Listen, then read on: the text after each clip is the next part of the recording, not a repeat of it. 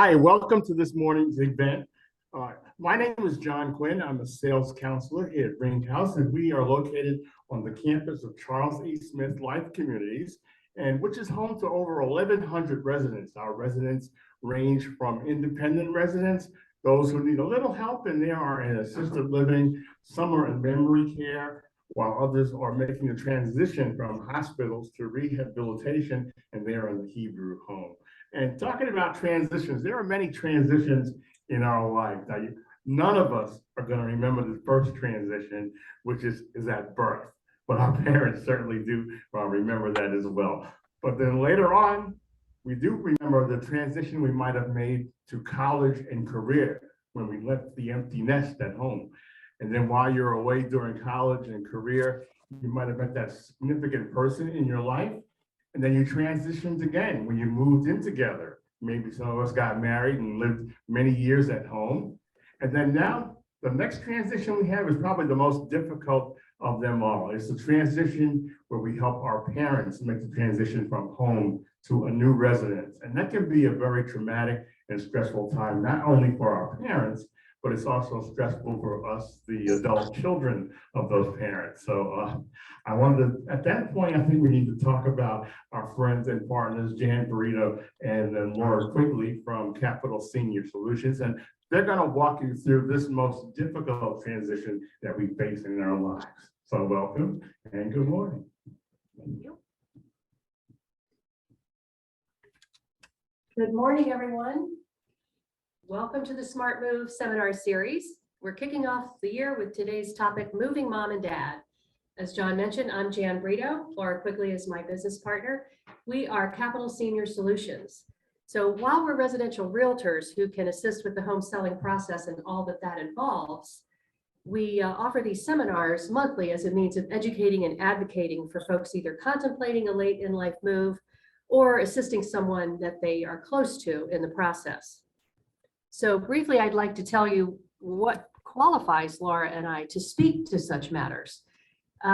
There's a designation that a lot of realtors have called Seniors Real Estate Specialist. It's a 2-day class that you take, and then you're designated as a specialist and an expert. Well, we sought a deeper level of education in dealing with seniors, the journey of aging, the psychology of aging, that sort of thing. So we discovered the Seniors Real Estate Institute in Oklahoma City. And we took a course that actually took us about a year to complete. It was a very rigorous, almost graduate level course. And to graduate, we had to be interviewed by the review board. So they wanted to make sure we had a heart for serving seniors, and we weren't just taking a class to get a designation to put behind our name. So we left that program with a designation called Certified Senior Housing Specialist. And we also proceeded to get the Certified Senior Downsizing Coach designation, because many people take a long time to process change, and often coaching can come in handy to help walk them through the process. So that is a little bit about us. So as I said, today is moving mom and dad, 5 common mistakes adult children of aging parents make and how to avoid them. So who here thinks it's important to learn from the mistakes of others? By a show of hands. Yeah, I think we'd all like to learn from someone else's mistakes, right? But when you think about it, there really are no mistakes. It's all a learning process. You know, we can all look back on decisions we made in our lives and think, well, I wish I'd done that differently, or if I knew now what I knew then, things might be a little bit different. So today's agenda are the 5 mistakes to avoid, and then we're going to have lots of time for questions and answers. And feel free, for those of you in the room, to ask questions as we go along if you feel the need. Or for folks on Zoom, you can put it in the chat and we'll be monitoring those questions as we go along. So the 5 mistakes. Number 1, waiting until a crisis occurs. And of course, we'll expand on each one of these mistakes throughout the program. Mistake number 2, failing to equip the home to make it safe and successful for folks who choose to age in place. Mistake number 3, lack of research into available senior living options. Mistake number 4, trying to manage liquidation and sale of personal items in the home and probably the home itself. And mistake number 5, inadequate or inappropriate documentation. So with that, I'm going to bring Laura up to expand upon mistake number 1. Oh, Thank you, Jan. Can everyone hear me? Okay, so mistake number one is not having the conversation. I call it the what if talk. Like, what if different scenarios happen? And Jan covered, the overview of all the mistakes. And I just want to say that I say mistakes we might make, because I moved 5 parents and went through the aging process with 5 different parents. So I learned from that. I made a lot of mistakes. And that's part of the reason that I want to be here today to talk to you about this. But the first thing is, don't assume you know what your parents want. You need to ask. Often families wait until a crisis occurs to have these conversations. And as we all know, nobody makes good decisions when you're in crisis mode. So the number one thing people who have gone through this with their parents have said, we wish we had had this conversation earlier about different housing options and care options. So I'm going to mention that this conversation is just not necessarily between you as an adult child and your parents. You could have siblings. You could have other relatives that are impacted by this type of move and these types of decisions. So make sure to try to include everyone. I'm going to tell a little personal story here about how we did not do this well in my family. My husband is one of 2. My husband's Cuban. Culturally, your parents live with you. I knew that getting into this marriage. There was no issue with this. My in-laws would live with us. Unfortunately, his dad passed early, and then his mom lived up in Queens, New York. She had a robust life, a church, friends, a lot of activities. But as she was aging, my sister-in-law and I both said to our spouses, what are you doing about mom? Are you talking to your mother? Who does she want to live with between the 2 of us? How are we going to make this happen for her? And both boys kept saying, don't worry about it. We got it. Well, they didn't get it. She came to our house one Thanksgiving. She fell in our kitchen. And it was game over. She never So went back to this Queens. patient right here, I'm just gonna go ahead and do because she's gonna need an She never interpreter. got to do it with her stuff. And From a fall to a hospital. so what's frustrating is that, so Green Spring doesn't have social work, So but then they, I'm gonna say this, like, it's 4 years ago she passed, and those 2 siblings still haven't come to reconciliation over how everything was handled. So it caused a rift between their relationship. So I'm not trying to be negative, I'm just trying to say there can be repercussions not knowing what your parents want to do. So most people are gonna say, 80% of people are gonna say they anticipate they're just gonna age in place and stay in their home. But studies show 70% of people need some sort of assistance at some point in this process. So by having the what if talk ahead of time, the scenario talk, you can create a plan that will acknowledge and honor your parents' wishes. Bear with me. There we go. So in order to have a successful talk, I thought I'd start out and talk a little bit about the different decision-making mindsets that we encounter with our clients. The first one is someone who's thinking of making an amenity-based move or a lifestyle move.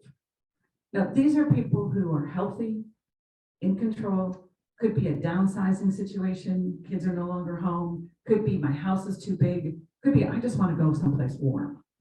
This is typically when the parents are staying in control and telling their kids what they're doing. This sounds like the easiest move of all, but there can be issues because they still have to downsize, usually a lot of stuff. But that's usually the parents going to the children saying, I need your help, I'm moving. The next one, or the next 2, are where you need more conversations. It's the anticipatory, preparatory moves, and the needs-based or crisis move. So in the anticipatory move, this is somebody who's thinking ahead. It could be an individual, it could be a couple. Usually people are saying to us, I don't want to worry my children. I don't want to be a burden. I want to have a plan in place. To be honest, these are our favorite clients because you can take the time to create the plan such that when time comes to move, it's already laid out and they've communicated to their loved ones what they want to do. We often see this being one spouse saying, I'm having some health issues.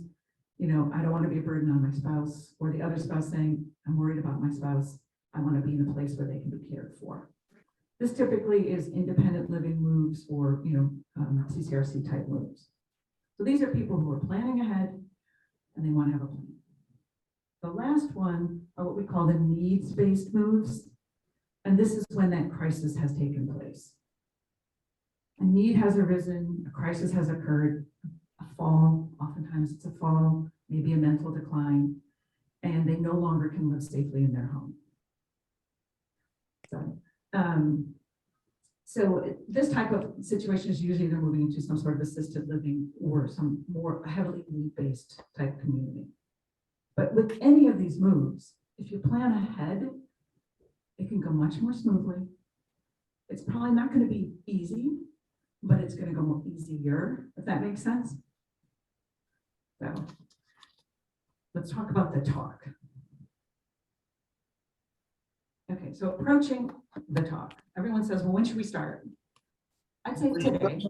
Today's a good day to start. Most people don't have this talk with their parents out of fear. They don't want to be rejected by the parent. They don't want to be met with resistance. They want to keep things easy. And these are difficult conversations to have. Some people just don't want to have them because they don't want to know. You know, they don't anticipate that their parent is going to need some help.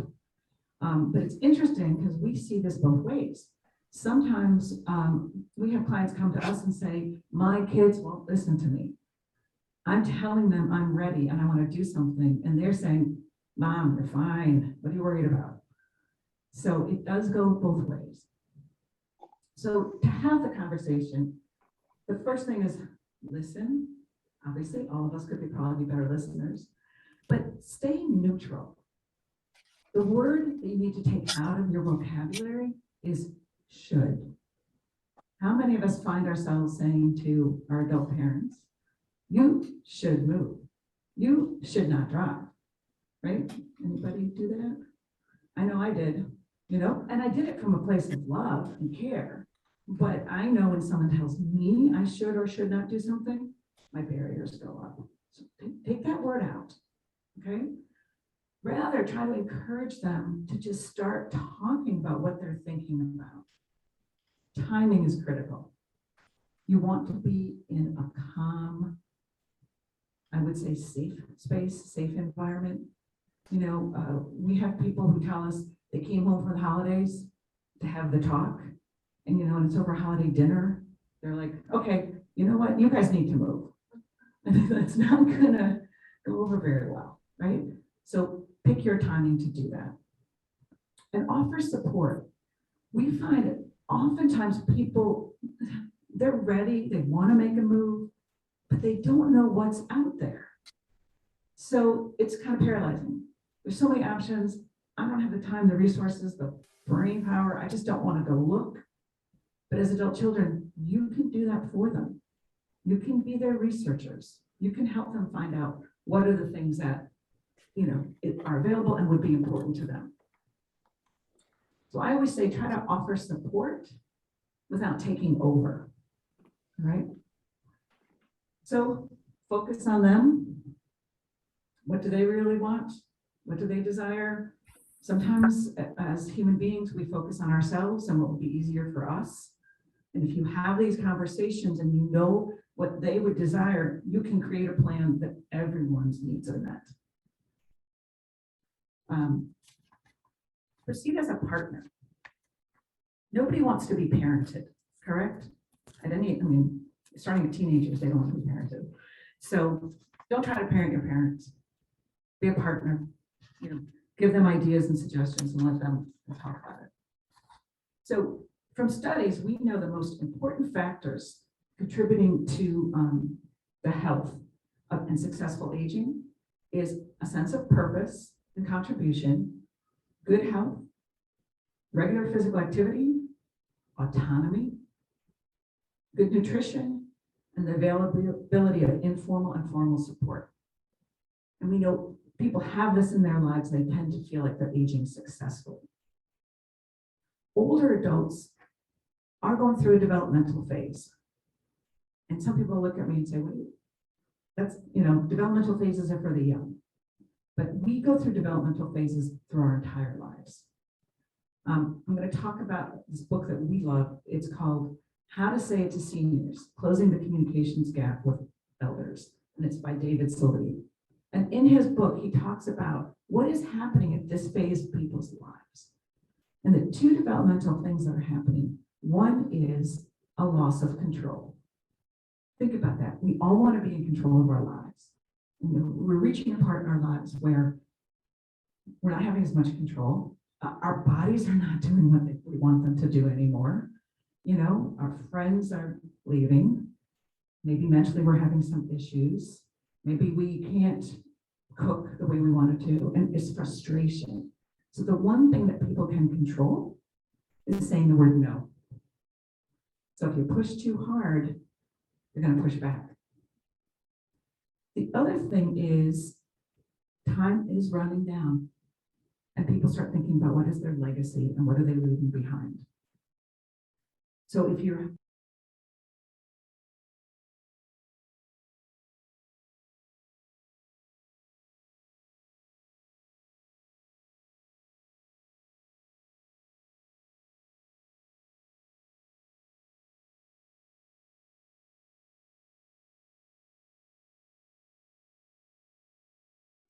There you go. Did you get me? Oh, I'm so sorry. Do you want me to go back a little bit, or how far? How far? All right. So I'm gonna. Don't worry, no. It's easy to say no. Easy to say no, and then I'm muted. Okay. Well, I'm just gonna wing it from here. All right. So let's talk about these conversations and how to get them started. And one thing that we really like is something we call planting and waiting. And if you think about this, we do this with our kids.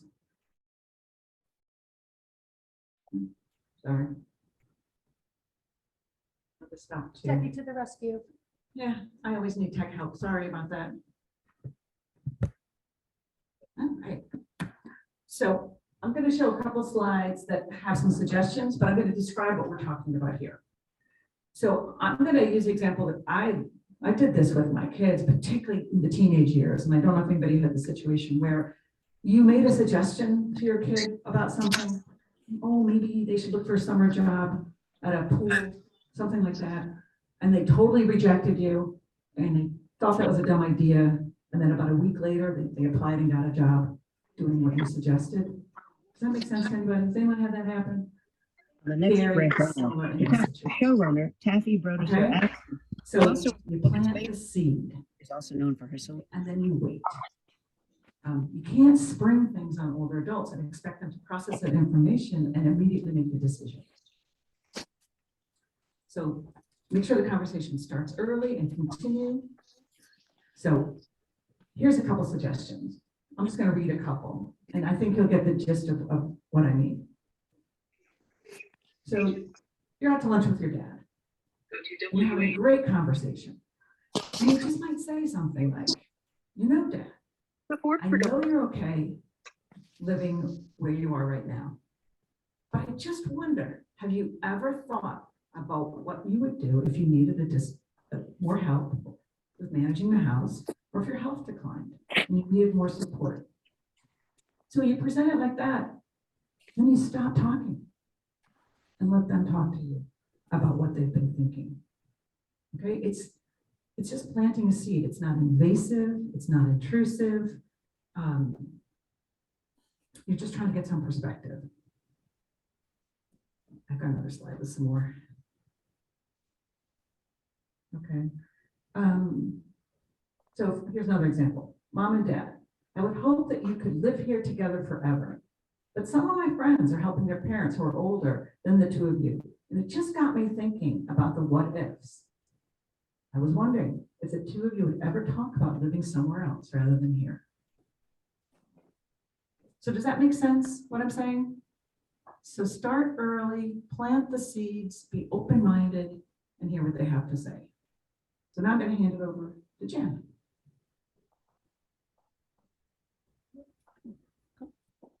So just to add on to something that with the communication piece, this example here on the right, Mom, I attended a seminar at the Ring House recently to learn about senior living options. And I thought it was a really neat place. Do you ever think you would consider living there? How easy would that be to have that conversation, right?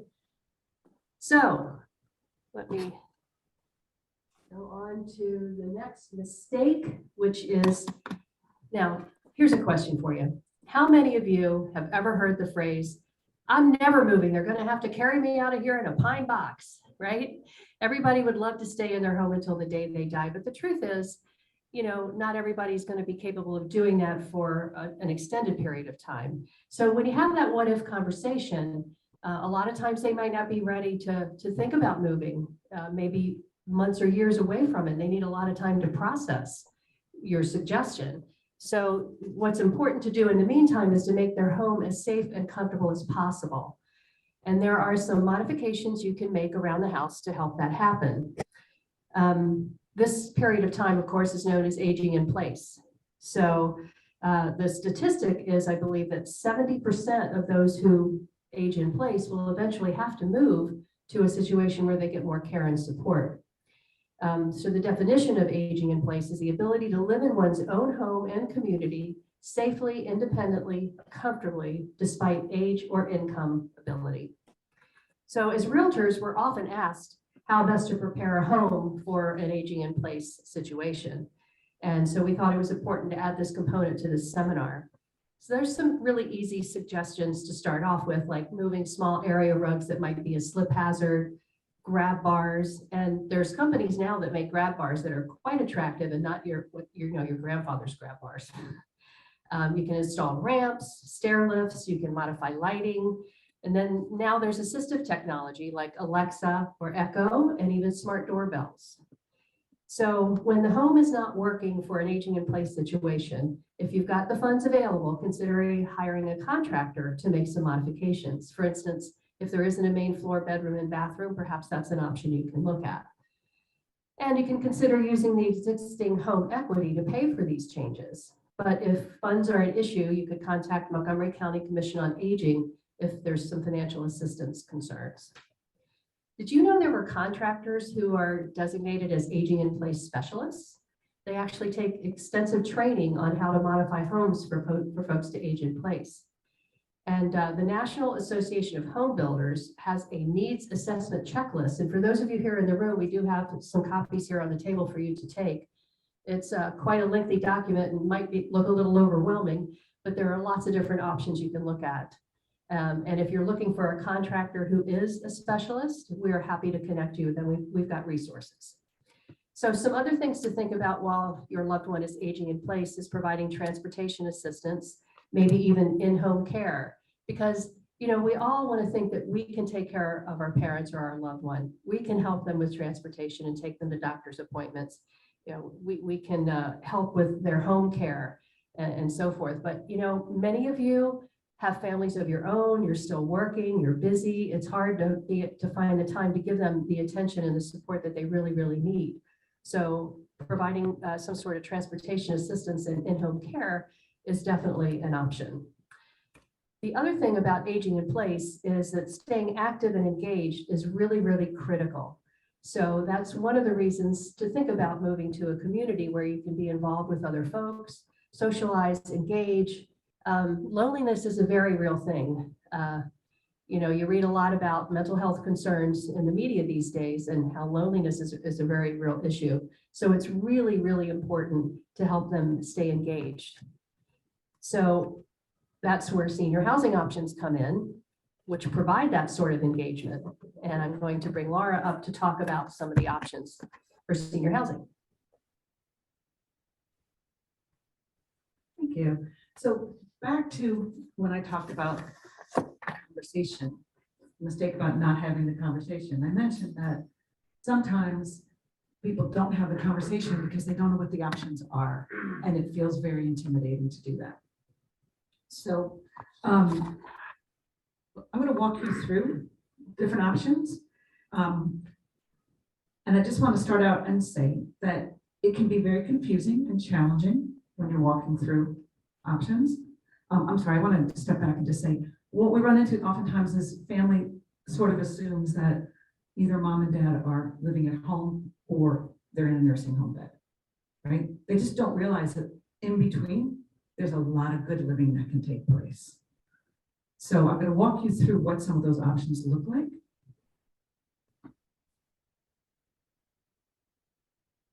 So it's a busy slide, but I'm going to walk through it. And at the end, I'll stop for questions because I'm going to be kind of throwing a lot of information at you. Just know that Jan and I, working with our clients, we tour all these communities, so we know what their offerings are. We meet with our clients and try to help them figure out what might be a good fit. We even tour with our clients. Sometimes they want an unbiased third party there with them to help them make sure they've asked all the right questions. And we just do that to make sure that it's a good fit for them and for their family. We are not paid by communities. This is not a sales pitch for communities. So let's talk about options. So moving into a senior community is not the only option. We oftentimes see people just saying, my house is just too big, hard to manage, I want a smaller space. So there definitely are options for apartments, condos, townhomes, just moving from a larger to a smaller space.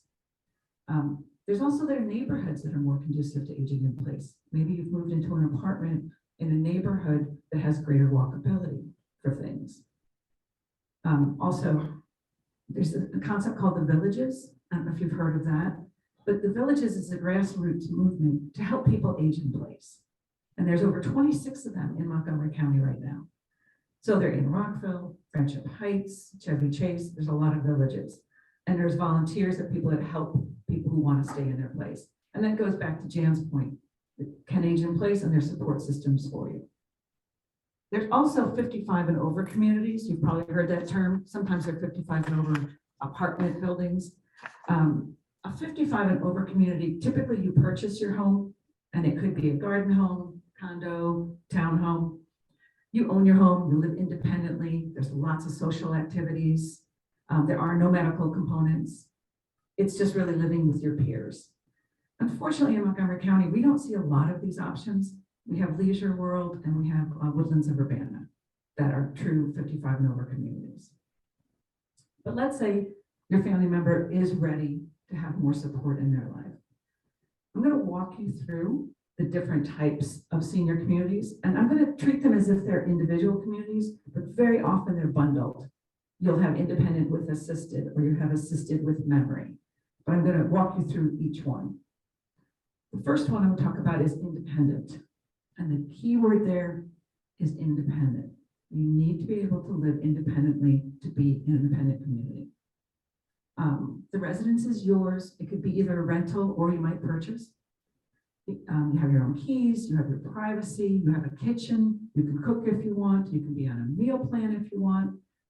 If you want to drive, you can keep your car. If you don't want to drive, there's transportation activities, lots of social activities. It's just, I mean, I kind of think of it as like a college campus without having to take exams, but they also have lots of education opportunities too, should you want. So that's the independent living. The key here though is, I'm sorry to say it again, independent. If a crisis occurs and your loved one can no longer live independently, this would not be an option for them. Here at Charles E. Smith, where we are actually today, Ring House is independent living. And also they have Revit's House, which is an affordable independent living program. So the next is assisted living. So assisted is where the person just needs more help with those activities of daily living that you hear about, the ADLs. Assisted living are monthly fee and they're state licensed. So they have different, because they're licensed by the state, they have different abilities to offer medical care.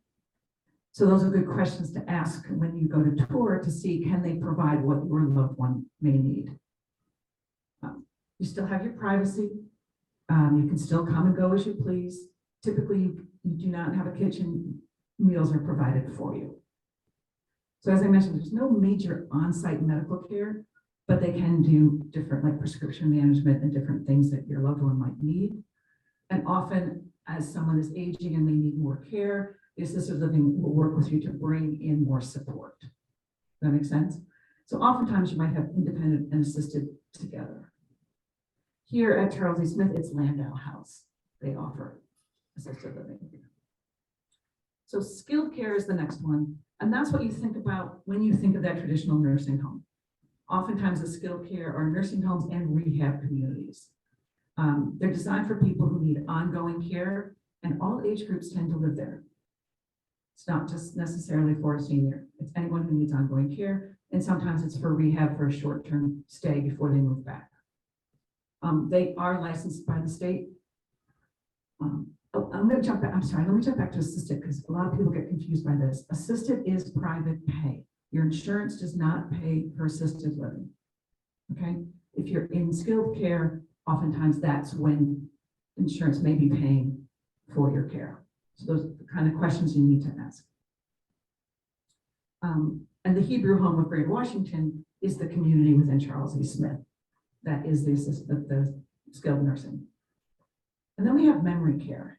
More and more in the last few years, we are seeing standalone memory care communities because the need has grown and the skills to take care of someone who has some mental decline can be different than just assisted living. And so if you haven't heard of them or seen any of them, or if you have a need for them, don't be frightened of them. They're really nice. And these people know what they're doing. At Charles E. Smith, they have the Connections at Landau House, and they also have Cohen Rosen for people with memory care. And then I'm going to talk about continuing care communities, which you may have picked up on the fact that Charles E. Smith is a continuing care community. The continuing care community or life plan communities mean you can move in independent, not necessarily have to, but let's say you move in independent and then you age through the rest of your life and you're staying on the same campus in the same community. There's quite a few CCRCs in our area, but Charles E. Smith offers everything that I just spoke about. So yeah, I've given you a lot of information. Does anybody want to ask any questions now, or do you want to wait till the end? I feel like this is a section where we really throw a lot at you. No? Sure. For a community like this, what kind of wait list is there? I can hear you for this. Whether it's the independent care or the assisted living, is there typically a long wait, or do you know what the availability is like, or how if you're trying to plan with your parents, what kind of lead time you should really? I can hand it off to my experts over here, but what I would say is when you're starting the process, those are the questions to ask as you go to tour, because then you can get a good sense of how long it will take. Do you guys have an answer for me? How long does it currently, is there a wait list for? You don't have a wait list for independent? No, for independent or for assisted living, we don't have a current wait. Okay. For Revis House, the assisted is what do you call it, subsidized. Affordable. HUD, there is a wait list there. Okay, so for anybody who couldn't hear me, currently here for the independent and assisted at Charles E. Smith, there is no wait list. For Revis House, which is affordable living, there is a wait list. But as I mentioned, those, like as you tour, those are the questions to ask, because then you can start timing the other steps that have to take place for the move. Question from the audience. Yes, this is the I'm not sure what anybody, so assisted living, you can, if you're talking about enhancements that you can bring in yourself, oftentimes assisted living will allow you to do that. Unless it's, for example, I'm going to give an example of, let's say someone who maybe is on oxygen and the assisted living may be not licensed for that care. But let's say, for example, your family member has had a health decline, has been in the hospital, comes back to assisted living, they want to go back to their community, but they really need more help than the assisted living can provide. You can often bring in, more than often, you can bring in help. It is going to be, you're going to pay for it, but you can bring in the help you need. We did that several times with our family members because they wanted to go back to where they felt was their home. And so we provide the extra help. Okay, so that's mistake number 3. Jan is going to talk about the stuff. One of my favorite topics. Before I go into the stuff, though, I just want to mention that, this is pretty overwhelming, all the choices you have for senior living options. And then the big question is, how do I pay for this? Can I afford it? we have a seminar later this year called, I think it's actually in February, called How to Pay for Senior Living. So if you'll check out our website, capitalseniorsolutions.com, on the seminars page, you'll see the date and time for that and registration information. I think it would be very, very beneficial. So now, avoiding mistake number 4, dealing with all this stuff. So when a person who is a little older thinks about moving from a home they've lived in maybe 20, 30, even 50 years or more, the very first thing, without exception, is what am I going to do with all this stuff?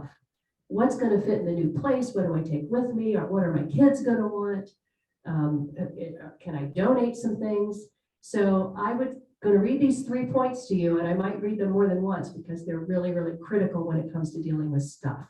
Start early and be patient. Delegate as much as possible to the pros. As I mentioned earlier, we all think we want to help our loved one, but we have busy lives of our own, and it's sometimes hard to make this happen in a time period that makes sense. You know, imagine you've got parents who've lived in a home for 50 years and you've got children and you're working full time and you've got other, obligations in your life. And if you are the only one going over there to help your parents, it could take you a year or more to get through everything. None of that In is the said. meantime, a crisis could occur or whatever. So you just don't want to delay if possible. And then here's a really important one. Consider safety and anxiety level before money and efficiency. It can be very, very overwhelming. So actually mentioning seminars, we do have next month a seminar called Downsizing Made Easy, where we go into more detail about dealing with stuff. We also have one here next month called Cut the Clutter, where we'll go into a lot of detail about that. And then we also have another one here that will feature Daniel Sanders from For Sales. That's called Personal Property, Valuing, deciding what to keep, what to sell, etc. So there's going to be a lot of really good information coming. So a lot of people think that they're going to just have a yard sale and get rid of a lot of stuff and make a lot of money. Well, when you think about the labor involved in having a yard sale for the return that you get, like I said, the number 3, consider safety and anxiety level before money and efficiency. The money you might make from a yard sale is probably not worth all the work you'd have to put into it. So delegate as much as possible to the pros. And speaking of pros, is anyone familiar with the concept of a professional move manager? These are folks who can come in and help you pack, sort, donate, label, and actually get you set up in the new place, make a floor plan, see what's going to fit, and actually go there and get it set up for you so that it's all done. I have an interesting story to tell. We had a woman who was living alone. She had one adult child only who lived out of state, and she was getting ready to move into a senior community. So we talked to her about move managers, and she thought it was an interesting concept. And we provide complimentary 3 hours of move manager services to all our sellers, just so they can become familiar with the process and see if it's something they want to use more of. We did that with this woman, and she said, this is definitely what I need. So she engaged the move manager. They were well on their way to getting all packed up. And the weekend of the move, the daughter flies in from out of town, swoops in with her jeans and t-shirt, ready to pack and haul and lift and whatever needs to be done. And she gets there and the move manager's doing all the work. So mom says, let's go out to lunch. So they went out to lunch, had a great time, a little bonding time, no stress. They came back, everything was packed up. The next day they get to the new place, open the door, pictures are hung, beds are made, dishes are in the cabinets, everything is completely done. So again, they went out to lunch, bought some towels and stuff for the new place, and it was just a really good experience for both of them. So consider move managers when you're making your plans. I mentioned estate liquidators and the fact that you probably want to use a pro rather than trying to do a yard sale on your own. We have another document over here on the table called Donation and Disposal Resources. That's a really good thing you want to pick up and take with you. And I believe Angelique is going to put those documents in the chat for those of you on Zoom. So let's see what we have next. Oh, well, before I go on about stuff, does anybody have any questions? Are there any questions in the chat?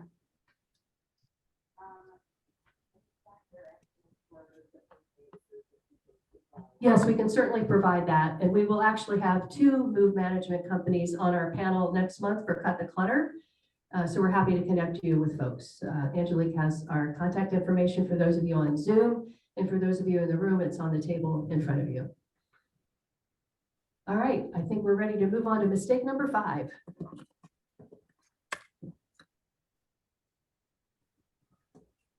Okay, so mistake number 5. I'm gonna go back to that conversation, right? Have the conversation and then figure out the plan. And then oftentimes people forget about this piece. And that is they don't know if the documentations that their parents have in place, and they don't know their parents' finances. This, again, can potentially be a challenging conversation, but it's so important. And before I go through this section and talk about documents, I'm not an attorney. I'm not a financial planner, so I'm not here to give you advice, but I'm just going to kind of make you aware of some of the things we run into and some of the things that happens with families when they haven't had this conversation.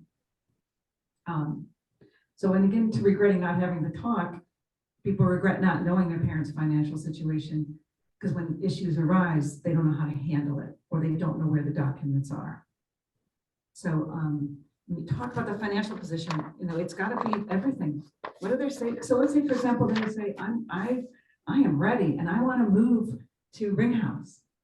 Well, it's not just the move, it's the ongoing cost of their new lifestyle. And you want to ensure that they have the financial resources to do that.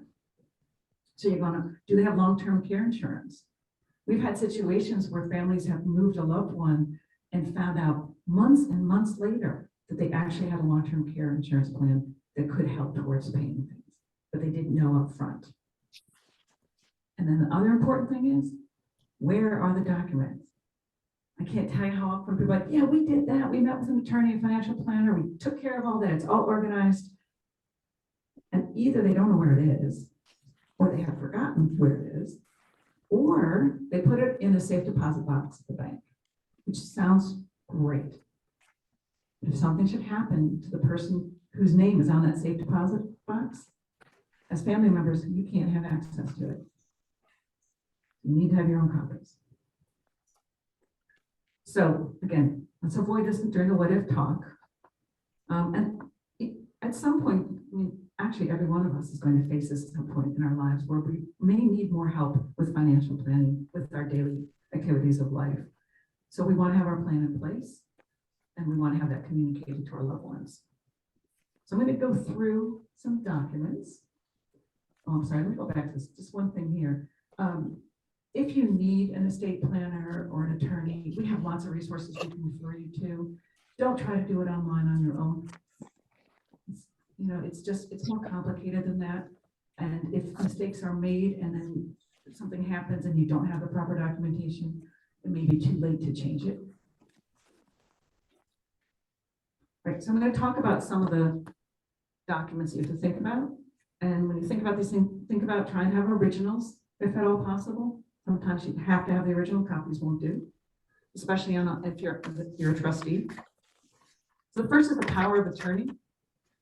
And that's typically a financial document, and they can be very limited, they can be very wide in scope, and it enables someone to act on your behalf or your loved one's behalf for legal and financial issues.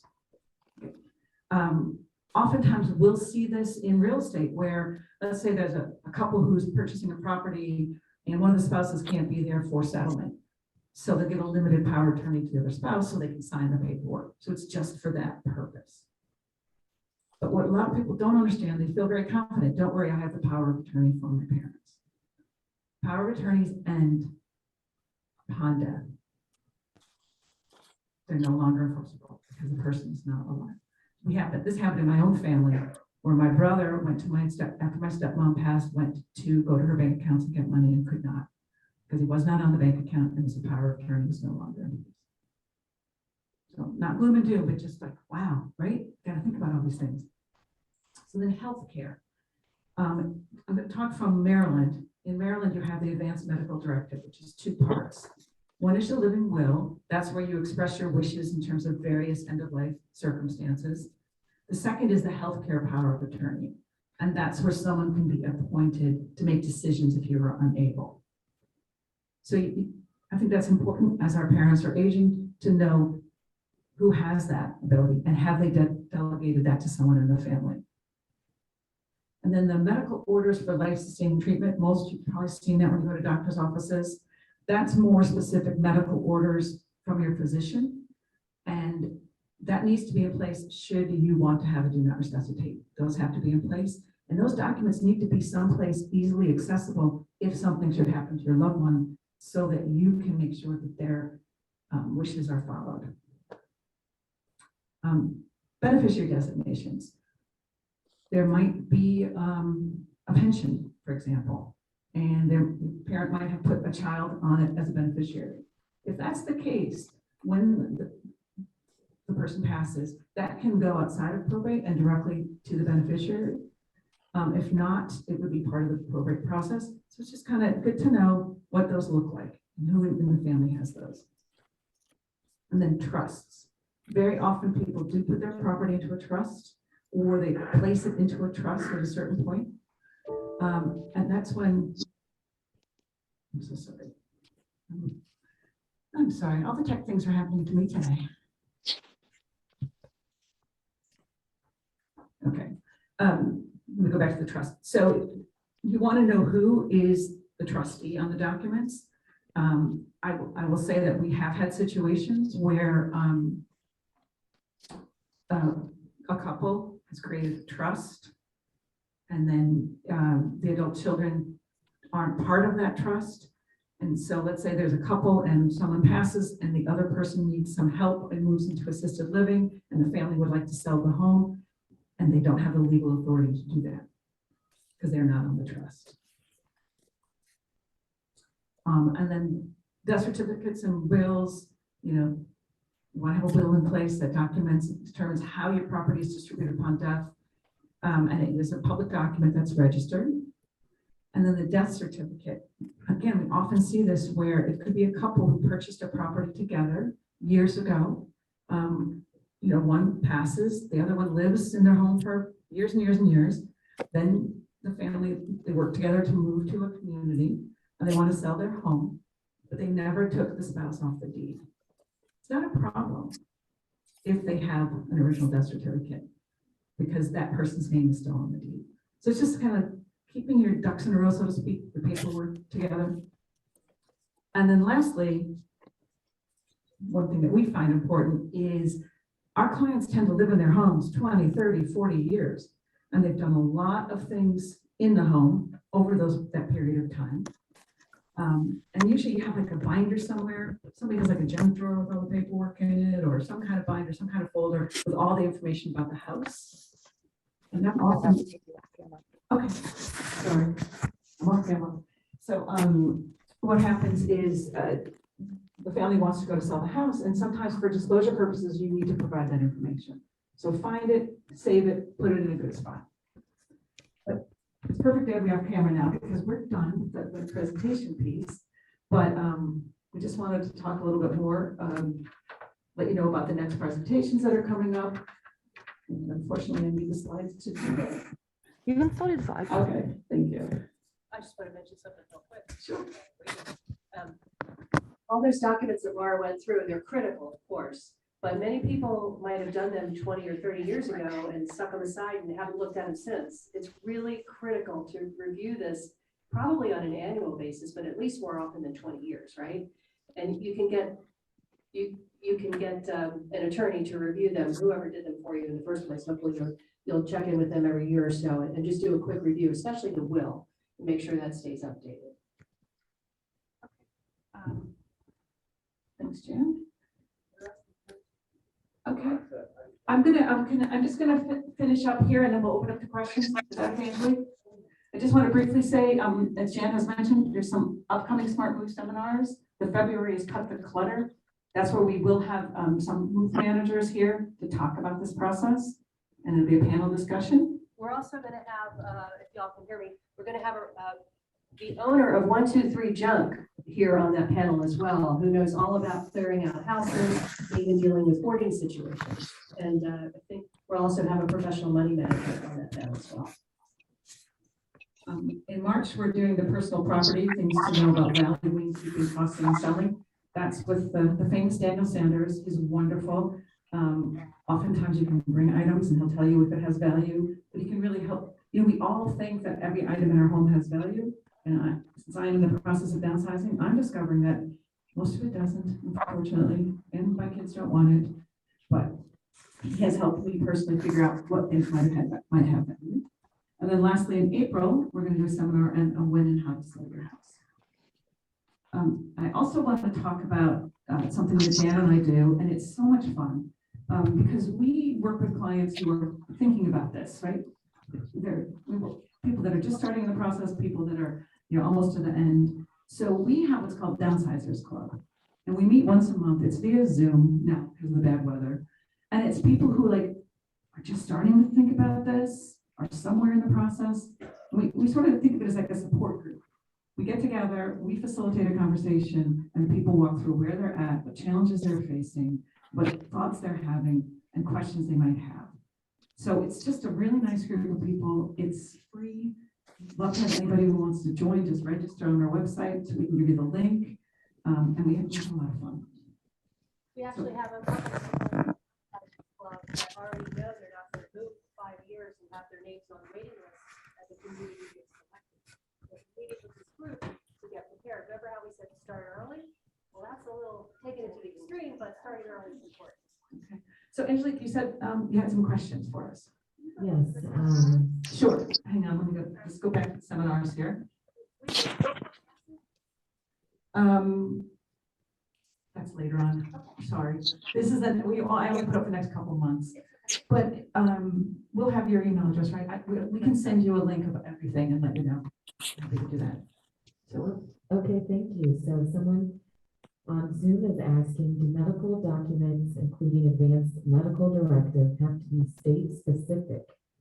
And if a person is relocating from another state, do they have to redo existing medical directives to conform with law and practices in their state, in their new state? And in that same question, specifically as to the healthcare power of attorney as well. Well, the caveat is that we're not attorneys, of course, but I highly suspect that it is state specific. So you would definitely be consulting your attorney to ask that question. Okay, so next question. As a trustee of my parents' trust, I've been refused access to their bank account from the bank, and the bank has asked me to sign their specific papers listing me as a trustee, just to be aware. Just wanted to let everybody become aware of her experience. Thank you for that. So then the next question is, do you have recommendations for moving parents from out of state? Yes, we can help relocate folks from other parts of the country. We can connect you with realtors and other professionals in the state where they're moving from that can assist on that end. And we work with lots of people relocating both here and relocating out of state as well. So we'll certainly be able to help with that. And that's something I think that's it. and just the certification that we have, Jan and I have the almost certification every of housing state, professionals. That is a nationwide because it is- certification. And so we have peers that have that same certification that we can help with, that can help us in that type of move. So any other, I don't think we have any questions from the chat. Anybody else here? I want to thank everybody here for coming, participating today. I want to thank Angelique, John, for inviting us and giving us this wonderful space. And do you guys want to say anything to wrap things up? Just wanted to thank everybody for coming this morning, and people who are doing it by Zoom, thank you as well. I hope you will join us for our next session. Thank you again. And one last thing, there is an evaluation on the table here for the folks in the room, and for those on Zoom, I believe it's going to be in the chat or perhaps emailed to you. So we would love your feedback. And thank you again so much for coming. Thank you.